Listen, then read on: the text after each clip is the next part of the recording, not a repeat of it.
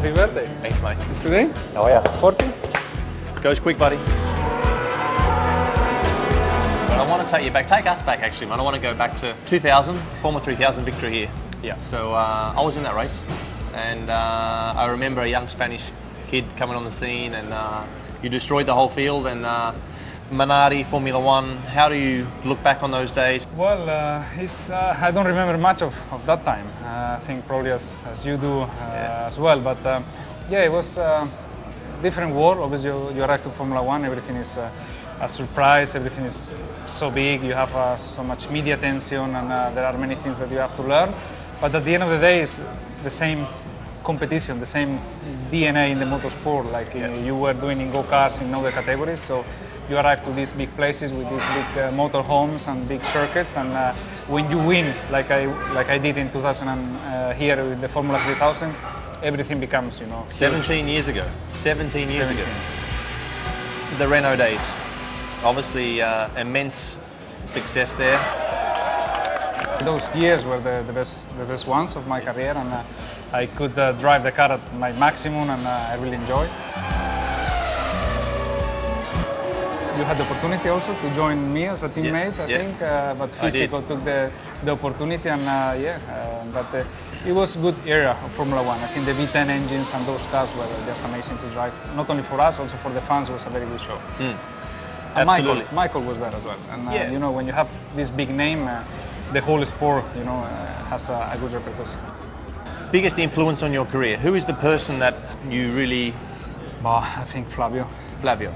Really helped me a lot when I started, and he saw the race here in Spa, Formula 3000, and he put me under contract, and then he moved me a little bit in different teams. First in Minardi to start in my career, and then he put me in Renault. Then after the McLaren year, back to Renault. So Flavio was always in all the movements. Then back to Ferrari. So he was my father, let's say, inside the paddock. Yeah. Well, that's nice to have, man. That's nice. It was also good for me. I mean, a lot of people have this opinion of Flavio that he's maybe not that easy to deal with, but I think for both of us... True. Yeah, sure. But he was always consistent. He always delivered what he said he would do. Hardest and the most complete teammate that you work with?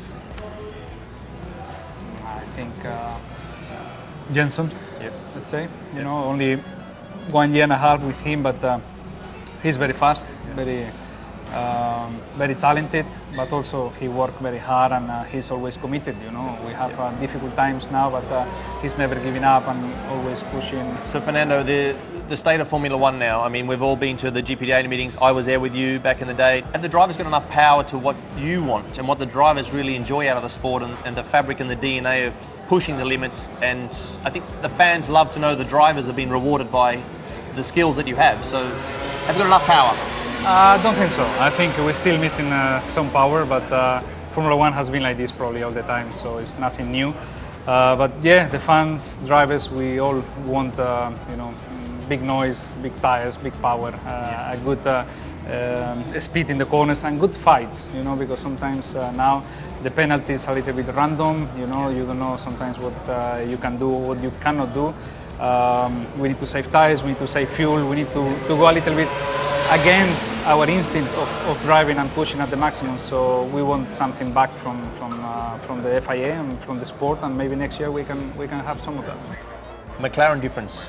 First time, second time. I know that the results aside, but the team. How does the team, obviously Ron's interface, and how obviously Eric is there now and Marsha is not there, but how's that work, the chemistry? It's difficult to compare. It's just two different teams. The only thing that is the same probably is the motorhome. All the rest really changed, and now it's much more open team, very international. We have engineers from all over the world, and from other teams, people from Ferrari, people from Red Bull. While in 2007 the team was very British. I mean, I know Fernando Alonso well, and you have you're a tenacious guy, you're hungry, you have unbelievable skill level. You've got a big 8 months coming up. Big regulation change next year. Where's your mind at? I think the motivation is always there. As you probably know, we hate to be second.